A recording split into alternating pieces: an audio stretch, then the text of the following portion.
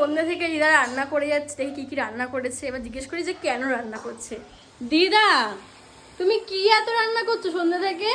লোকজন আসবে, একটু খাওয়া দাওয়া আছে। তোমার বাড়িতে কে আসবে আজকে? ওই রিপানোরা আসবে। ও তুমি কি রান্না করেছো আজকে? কাঁকড়া আর আর মাছের ঝোল, কাতলা মাছ। আচ্ছা আচ্ছা, দই কাতলা আর হচ্ছে চিকেন। ভুলে যাচ্ছে, পায়েস। আর পায়েস। হ্যাঁ। আর লুচি হবে।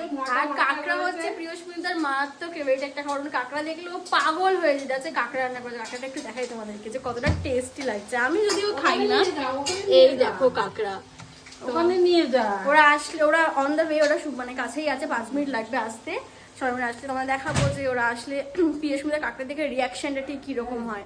কিন্তু এখন সন্ধ্যা থেকে প্রচুর খাটাখাটনি করছে, ওদের জন্য চলো এখন ওরা আসার জন্য ওয়েট করি।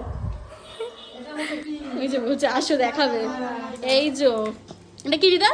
দই কাতলা। দই কাতলা। আচ্ছা, এটা হচ্ছে ওর ফেভারিট কাঁকড়া। আর এখানে হচ্ছে আমি ময়দা মেখে গেছি লুচি হবে বলে। আর ওদিকে পায়েস আছে।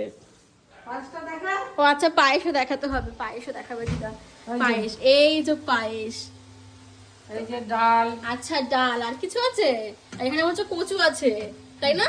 কোথায়? এই যে এটার মধ্যে না না, আচ্ছা ওটা তরকারি একটা। তরকারি আছে।